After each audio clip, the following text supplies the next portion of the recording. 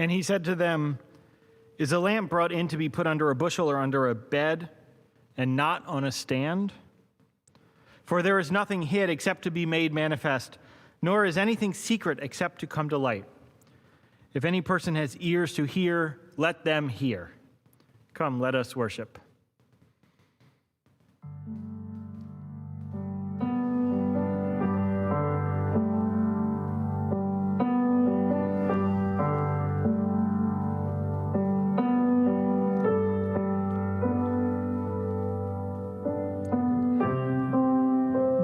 Sambero noted that for years she had wondered about the language used by her parents and grandparents when it came to talking about time. She reported that in her native Kalenjin, people say the past that lies before me and the future that lies behind me. They point ahead when they talk about the past. They point back when they refer to the future. I always thought there was something wrong with the language because once I started in school and studied in English, I learned that the future lies before us and the past is behind us. She then stood up to explain her new insight. This morning, I understand that what we know, what we have seen, is in the past, so it lies before us. What we cannot see, what we cannot know, is the future. Then she began to walk backward. So the past we see before us, but we walk backward into the future. Maybe my grandparents' way of saying it is more accurate. Herein lies the paradox. The journey of life moves forward towards physical death, which is a future event. Yet, when people die, they join the ancestors in the past. As such, the journey is toward a past that lies before us. The past and future are not seen as dualistic, polar opposites. They are connected.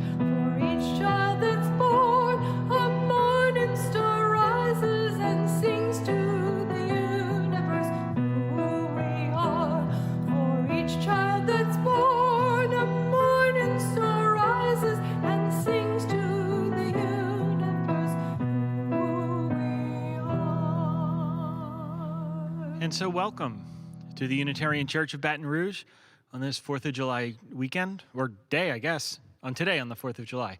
Glad you're with us. My name is Nathan. I'm your senior minister. I'm pleased to welcome you today. Some of the things you should know, if you're a visitor, we're glad that you're here. You can sign up for our Roots class. We're going to do one in August. This is sort of how we orient visitors to the church. And for orientation, since you're watching this online, we're doing 2 in-person bite-sized services where you don't get the full content. So those of you who are here get full content, but we're doing bite-size in person that you RSVP to. We've never had a full service, not full capacity, but full based on the quarter capacity we've set. So you're welcome to RSVP for that. And now I'm going to contradict myself a little. We are keeping an eye on the numbers. Right now we're at 11 cases per 100,000. The board has authorized us to open the building when we're at 20 or below. We were at 4 a week and a half ago. So the numbers are going up at a pretty sharp curve. So if we hit 20, we're going to be doing online-only services for a while. So just pay attention to that. And if you don't want to only do online, like I don't, go tell everyone you talk to go get the vaccine. Because if we got the vaccine, this pandemic's over. Glad you're with us on this day.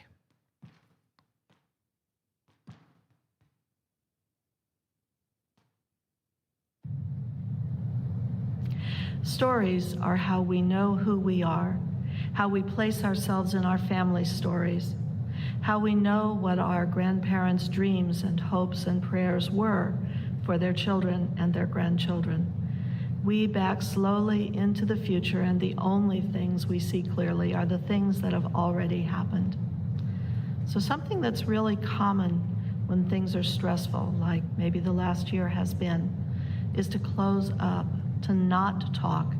That's why so many things in the Church Comes Home family ministry packages this year have been games and activities and prompts to open up conversations, because we need to tell the stories about what's going on. The stories don't just go away when we don't talk about them. They settle into our bodies, into the parts of our brain that we don't consciously think about, like silt settling to the bottom of a slow-moving river. This month's Church Comes Home packages are all about telling the stories. Depending on the age of the child, they might have silly prompts like Mad Libs or a story game. They'll have a story die with prompts, or a smaller die for older children with questions to talk about family and friends. Some of them will have crayons, multicultural crayons in all of the beautiful colors we are, so that children can make paper dolls of their families, or perhaps a storyboard for things that have happened in their family or stories they want to tell. Sometimes stories are silly and funny and made up. Those kinds of stories are great. They make us laugh. They bring us closer. They build relationships where we know that we're safe, taking little risks in opening up. Sometimes stories are more about us, where we come from, who our families are, what our parents and grandparents and great-grandparents did, or what happened around them. The story dice with their questions about family stories and recipes and games and holidays are a great way to open up and telling those stories. Like a favorite story about my dad growing up was mustard sandwiches. Ew, right? One of his favorites, not mine.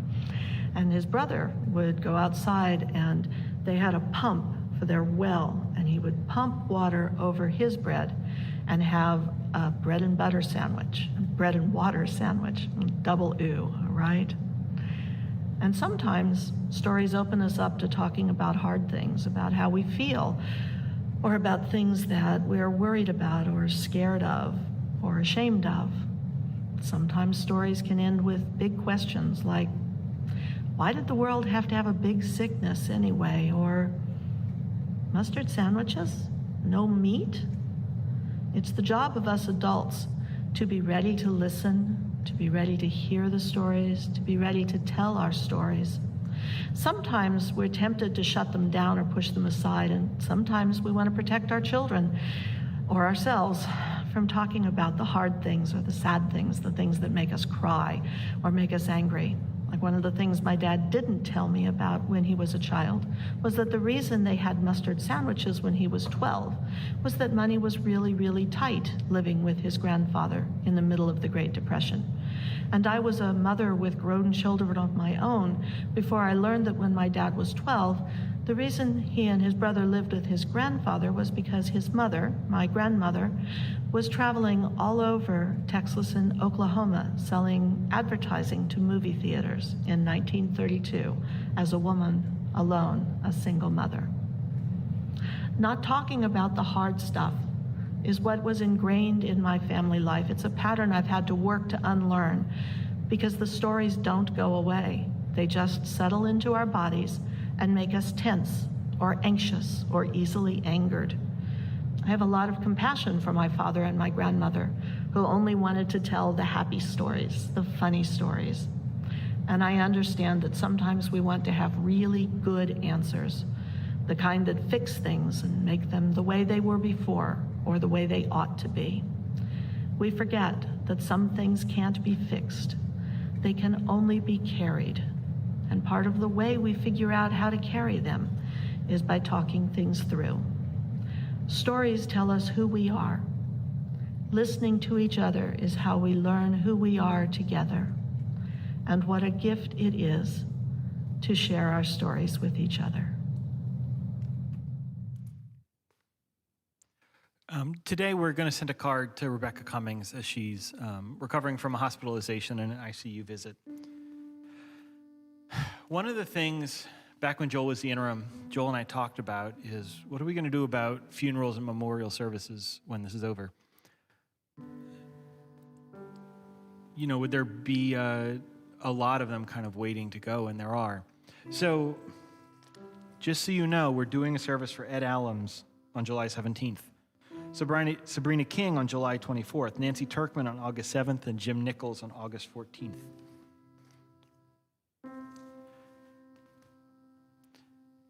If you want to place stones for the COVID memorial, we still need people to do that. We're not at the 600,000 yet. So now I invite you to type into the chat a stone, and I will place them in absentia.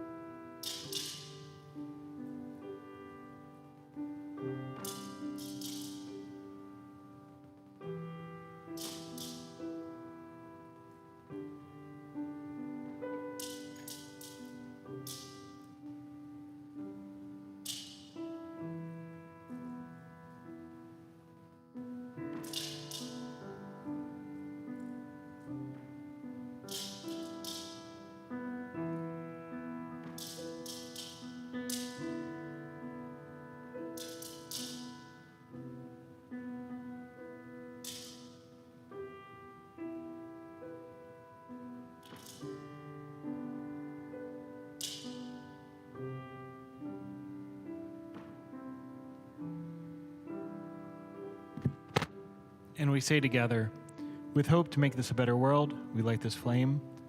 Its light is a symbol of the power of love. From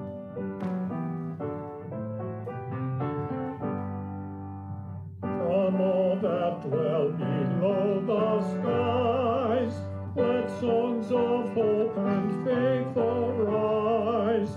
Let peace, goodwill on earth be sung, through every land, by every tongue. Welcome to part 3 of our 5-part sermon series on coming back together. To fill you in on what we're trying to do as a worship staff is we are slowly trying to merge together the live elements in with the recorded elements to eventually have in person that is streamed if everyone will get the vaccine and these numbers don't go up. But that's what our goal is. So you're seeing more and more of the live elements happen in the recorded and some of the content migrating its way into the in-person services. So we took a 10-minute clip from a webinar on reopening and trauma by the Reverend Sunshine Wolf. We split it into a series called Soon the Day, based on the hymn you're going to hear later, or the anthem you'll hear later. It's a great 10-minute video. We're going to play it twice, once now and once later. It may seem out of place later, but it was intentional. It wasn't an accident. Because when you split 10 minutes into 5 sections, some of them are only a minute and a half, and that's this one. Today we're calling this section, Let's Not Talk About It. Essentially, Sunshine says that one of the ways we respond to trauma is by not wanting to talk about it, wanting to move on, to not admit that it's a reality. And I see that all the time with our traumas. Did you know that Louisiana is one of the most traumatized states in the country? We had a member who was either sociology or anthropologist. She was a professor, and she studied disasters, and she said, officially, academically, we are the most disastered state in the country. So we have a lot of practice at dealing with trauma, well and poorly. And so I've seen this tendency of not wanting to talk about it, about the last hurricane or the last flood or the high prevalence of industry-induced cancer or racism or poverty or misogyny or regression. And it's not just Louisiana. We just do it louder and better than anyone. I mean, this is the first of our 2 Independence Days, after all, in America, a country that has taught us to not look at our past. I had an idea that reopening would be relatively easy. You know, we're closed, and then the cases get low, and we're open. But it hasn't been like that, and I shouldn't have been surprised. I am, but I shouldn't have been. You know, a surgery is relatively fast. It happens on a day. But the recovery takes months, if not years. And you'll go through periods of recovery and then stagnation or even decline, you know, on this sort of path to getting better. I think reopening is similar to that. It doesn't just happen like that. We're slowly getting closer, day by day, fit by fit, to this new world, a day where we will no longer live in fear. We are not there yet, not even close, but we will get there, looking backwards all the way. And isn't that the work of a religious institution to help us get there?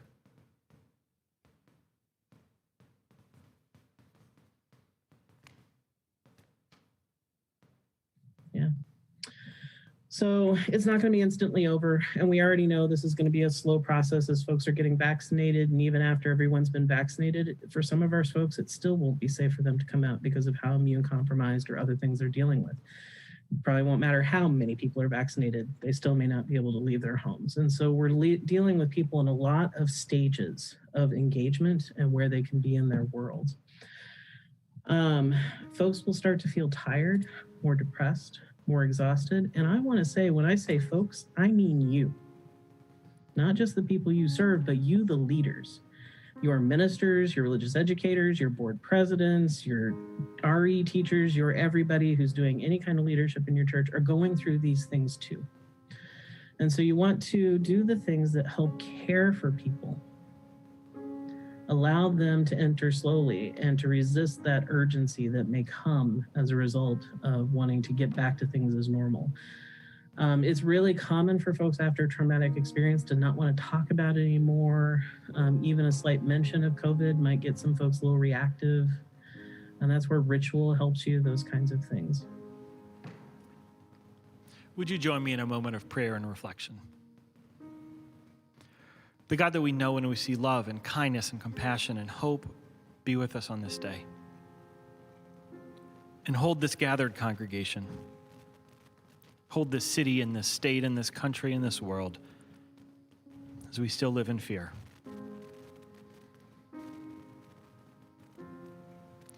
Hold all those who are ready to move on. Hold all those who are too afraid to do the things we need to do to move on. Help us know we are held in an abiding love.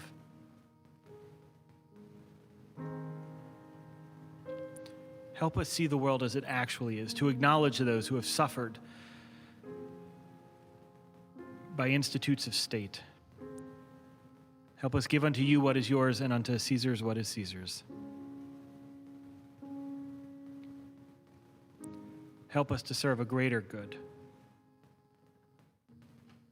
a world we deserve, a world we were promised, a world that we must make. Help us transform our worry and our exhaustion into hope and joy and love. May we be at peace. May we know love. Amen.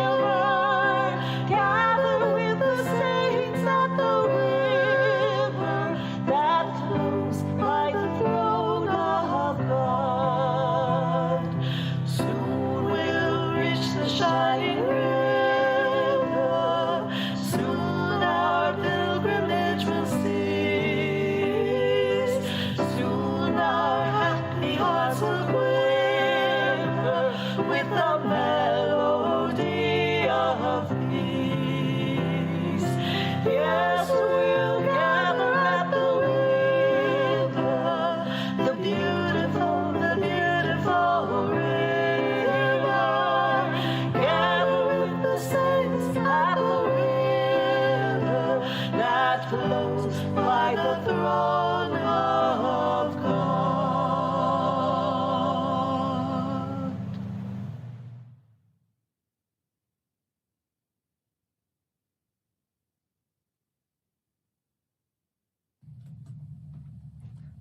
Someone put a button in my church mailbox recently with a quote from Alice Walker that says, "Resistance is the secret of joy." When I read that, I immediately thought, yes. And then a few seconds later, I was like, wait, no, I don't think I believe that. What I believe is closer to the reverse, that joy is the secret of resistance, because we need joy in order to keep going. And this is readily apparent in what I experience as a common difference between events planned by individuals or organizations for marginalized communities and those planned by people or groups with dominant identities. Those led by marginalized communities are much more likely to incorporate joy and art and dance. Is there anger and outrage? Yes, of course. But there's more than just that. At events led by those with dominant identities, it's much more likely that there will be only anger and outrage. At best, maybe a song or two. What I think it highlights is that when you don't have the privilege of taking a break from injustice, you don't take a break from joy either. Instead, joy becomes all the more important. Liberation is more of a marathon than a sprint. Outrage without joy threatens to leave us all breathless, far short of the finish line.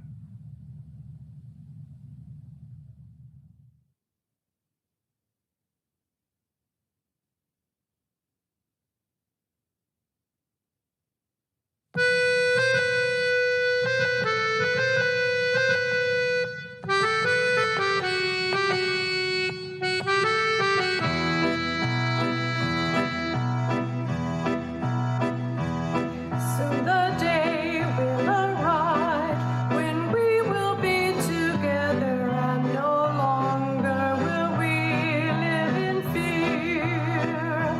And the children will smile without wondering whether on that day thunderclouds will appear. Wait and see what a world there can be if we share, if we care, you and me. Wait and see what a world there can be if we share, if you care, you and me.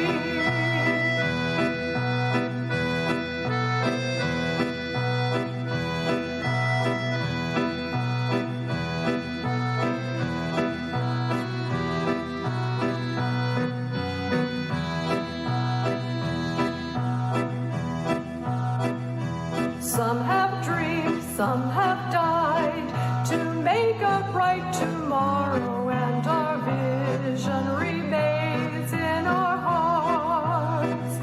Now the torch must be passed with new hope, not in sorrow, and a promise to make a new start.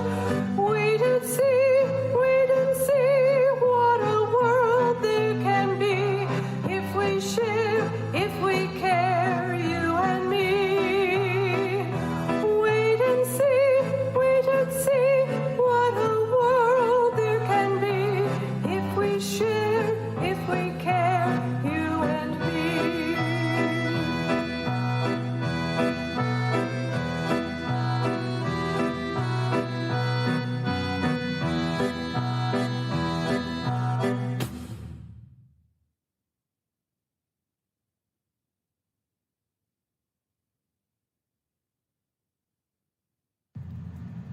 Every day I check the websites. I used to look at the case numbers, but now I'm always looking at vaccination rates. I watched Louisiana shoot up at the beginning of the vaccine release. And then slowly, I've watched my state slide back down to where I'm used to us always being, at the back. And I get angry, which is really just a cover for worried, but anger feels more salient right now. And I get angry at my people, the people where I'm from, that they will not do the thing they know will keep them and me and my family safe. There is a choice right in front of us to admit that how we are living is sick and that there is a free, very safe, relatively painless, short-term treatment for a long-term solution that is the end of this trauma and this violence and this suffering. And I see my people choosing to avoid it. But the thing that is the most remarkable about families right after a death or a tragedy is that in my experience, rarely do they leave behind all of the dysfunction. Instead, they seem to always act exactly how they've always acted, just more. The amplification because of tragedy. And the anger that I'm experiencing is not that Louisianans are acting differently than I expect. It's because we are acting exactly how I've always known us to act. I'm probably talking about white southeastern Louisianians, because those are my cultures I come from. They might come from other parts of the state and other cultures within my region, but they're not mine, and so I can't say.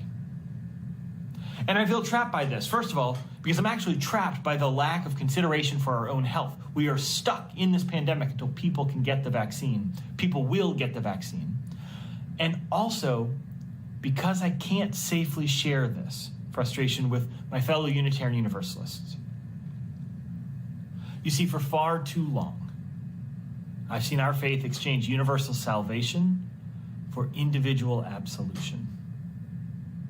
Let me explain. In 2016, we saw a massive flood in Baton Rouge and all over the state. 40% of the state flooded.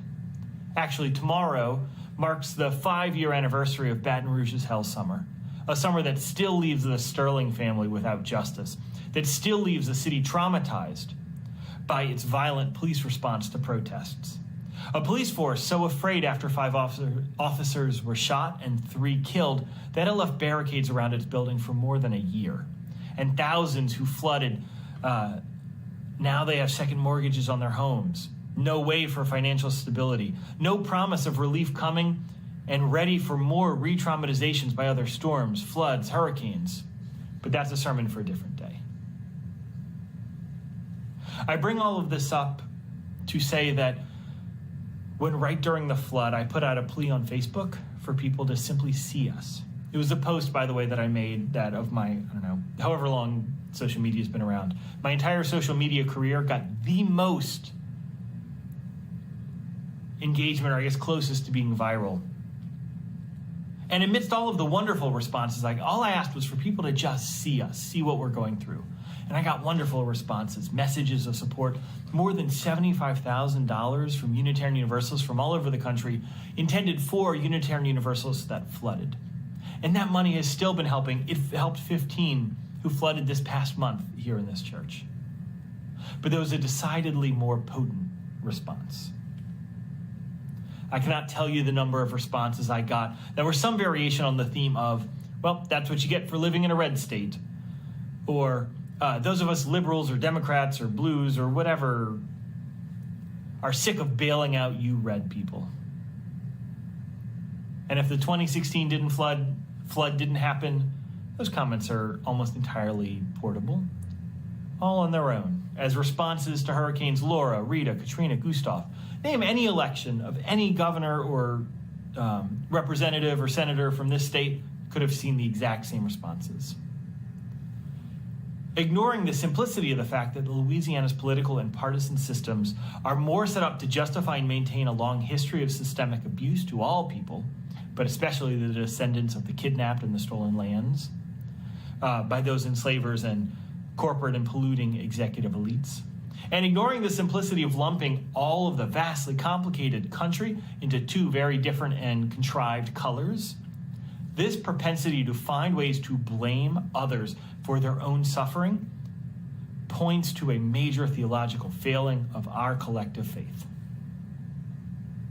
Ever since our Unitarian ancestors came out of Calvinistic puritanical culture, it's a complicated history that involves congregational polity and a slowly evolving theology, but once again, sermon for another day.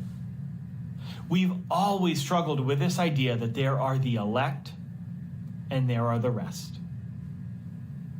And I know that Unitarianism exists in large part as a rebellion from the idea of predestinationism in Calvinism.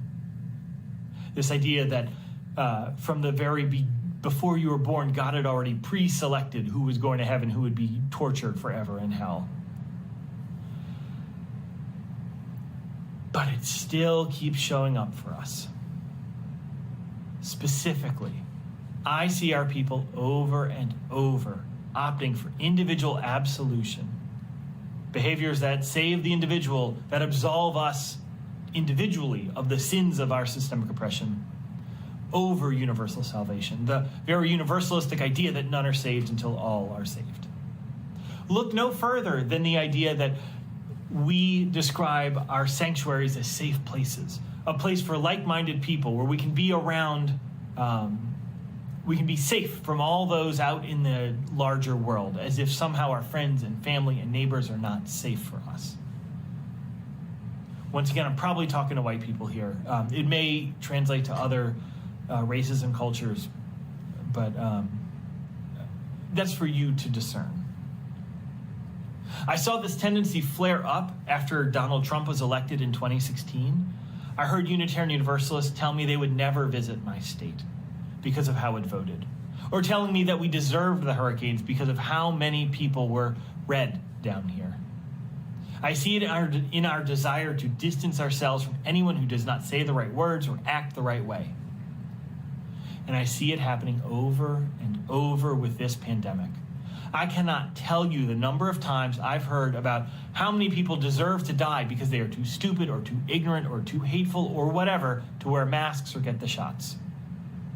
Rarely do I hear these insults as attempts for individuals to absolve themselves of the sins and deaths of the system. A member where I serve said that you should not look at individual behaviors, look at policies. What in our institutions have made it so, for example, that some people have access to affordable housing, wealth accumulation, and avoiding the incarceration industry? Or what in our institutions have made it so that some people wear masks and get vaccinated and some people don't? Masks didn't magically become polarized and partisan. There was a decision by political leaders and pundits to make masks partisan. That was intentional, and it is killing people. And it is also very true that the rollout of the vaccine prioritized dense city centers. The rollout happened in mass vaccination sites that benefited those who could see others getting it, those who lived in density, over individual doctors' offices and pharmacies, which would have had more of an impact in a state like Louisiana, where a lot of its population is spread so far out that very few have access to hospitals or urban centers. I'm not saying that it was bad policy, but it was still a choice, one that prioritized other parts of the country over here. Something that has happened so often throughout this country's history that white people, and probably black people as well, but I'm not one, so I can't say. But down here, we have learned that we are not a priority, and to be skeptical of intervention. What I'm trying to say is that for 400 years, there's a 400-year history of policy and treatment of people in Louisiana, and especially black people in Louisiana, that have led to this state being more sick and more impoverished and more exhausted of the strings that come from outside help. Go ask anyone who had to listen to the relitigation of Hurricane Katrina for years as people came in to help. Which is to say that while I hear a lot of criticism with the goal of individual absolution for many UUs, I hear very little talk about how to save all of us, especially down here, how to save every person regardless of how emotionally able they are to take in this vaccine. And if we are ever going to get where we need to be as Unitarian Universalism, if we are going to get to where we need to be as the Unitarian Universalism that this hurting world desperately needs, we have to start prioritizing universal salvation over individual absolution.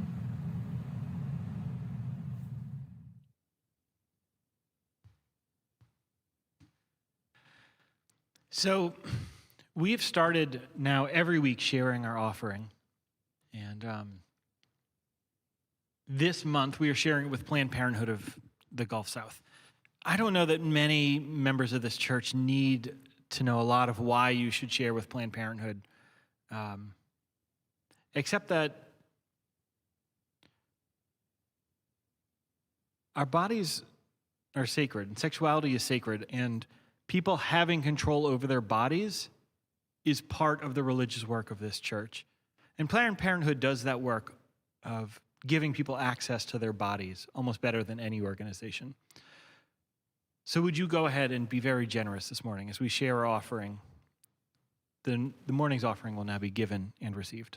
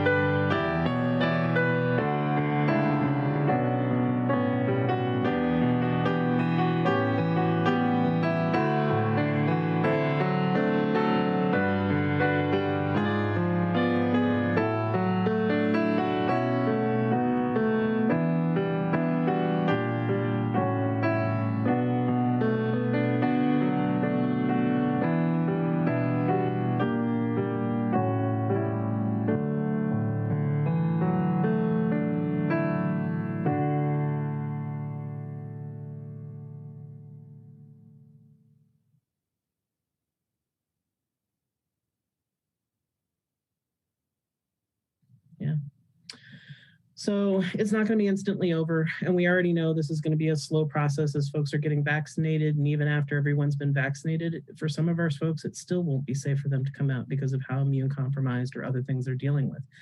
It probably won't matter how many people are vaccinated. They still may not be able to leave their homes. And so we're dealing with people in a lot of stages of engagement and where they can be in their world.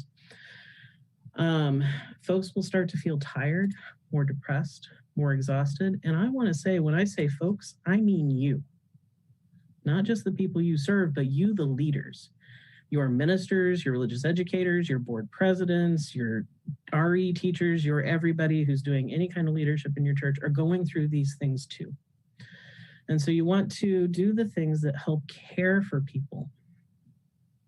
Allow them to enter slowly and to resist that urgency that may come as a result of wanting to get back to things as normal. It's really common for folks after a traumatic experience to not want to talk about it anymore. Even a slight mention of COVID might get some folks a little reactive. And that's where ritual helps you, those kinds of things. So for our final part of the sermon today,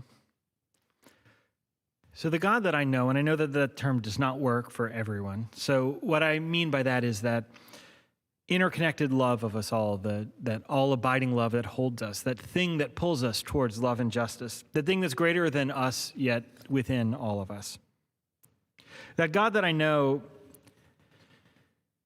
is the one that when people can see the truth, when the world as it actually is revealed to them, that is when the work of God starts happening. In other words, seeing it is the work of this church. Uncovering your light is the work of this church. And seeing that we are all interconnected and that all of life is a gift, that is the work of this church. I never learned about the pandemic of 1918. They never taught it to me in school. They never mentioned it. I heard about it for the first time last year, surprisingly in March. Many people called it the forgotten pandemic. Some people have said that the end of World War I and the Roaring '20s are why people forgot, but I think it was a little more intentional. Right after the floods of 16, people wanted to stop talking about it. Right after Katrina, I wanted to stop talking about it. I was living in Austin at the time, and by September, everyone in Austin had stopped talking about it. And I even visited my family in October, and I was surprised that it was still in the front page of the paper. I know it sounds goofy in hindsight because of how big a thing it was, but at the time, I just didn't think people would still talk about it. And that's the culture I grew up in, that's the culture of this country. And I'm seeing the same thing happen now. It feels like we are willing to move past this, to pretend it didn't happen, to not dwell on it, to forget that not everyone has access to the vaccine, or that masking protects the unvaccinated more than it protects you. There's something powerful in being seen, in being noticed. Reparations is a way for the descendants of the enslaved to finally be seen, for example. Seeing someone who is suffering from depression or acknowledging the suffering after a major death, especially if it is from suicide or addiction or one of the other deaths our culture has put a layer of shame on top of, it does not make things worse. It's actually a salve, a form of healing that to say to someone, what you went through was real, you are here, and we are here for you. I believe we live this life walking backwards. We see our past in front of us. We are guessing at what our future is. When we pretend that the storms didn't happen, or the sickness didn't happen, or the state-sponsored violence didn't happen, the mistakes didn't happen, when we refuse to see what is right in front of us, what is right in our past, we are putting on blinders. We are narrowing our view and not letting God do their work. This is one of the hardest things right now for us to see, too. For a year and a half now, we've had this invisible thing out there that could kill any one of us. And at some point, especially when I can't see it, my brain starts to tell me that it must have been something I made up. You know, just on my street, two people's fathers died. People in this church died from this virus. It is real and it is scary, and we deserve to see it. When we work to save ourselves, or even worse, to absolve ourselves at the expense of all else, then we are not doing our work as a religious people. Instead, we need to find a way to help all of us see how scary these past months have been. If someone copes with paralyzing fear by avoiding medical care, or avoiding the vaccine, or by avoiding acknowledging our history, then we have a holy obligation to stay with them while they are in the valley where the sun refuses to shine. And yes, I was intentional about preaching this topic on the 4th of July, when right now our country has a movement to forget about race as a construct invented by the ruling elite in our country to keep the poor poor, and to further allow our cognitive dissonance to live on this stolen land. Seeing it doesn't hurt God, although it might make us uncomfortable for a time. Seeing it brings us into the world we have been promised since before we were born. Remember, diagnosis determines treatment. As we come back in, let us see that we can know that we are real. Let us see it so that we can know that we are real, what we saw was real, and that we are amazing and able to survive remarkable feats. You made it this far. I made it this far. If we pretend that what we went through wasn't horrendously difficult, then we aren't allowing our light to shine. You deserve to acknowledge this. We deserve it. The world is better because you are here. Amen.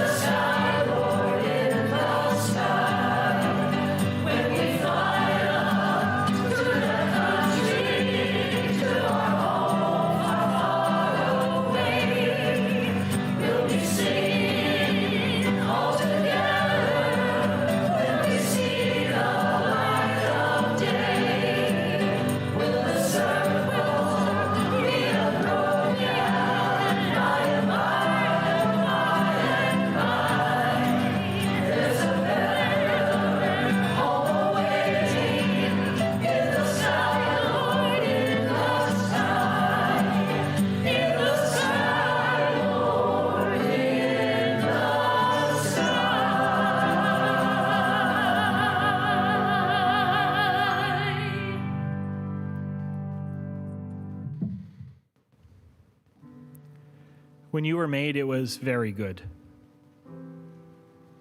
Go make the world very good because you're in it. Amen. Go in peace.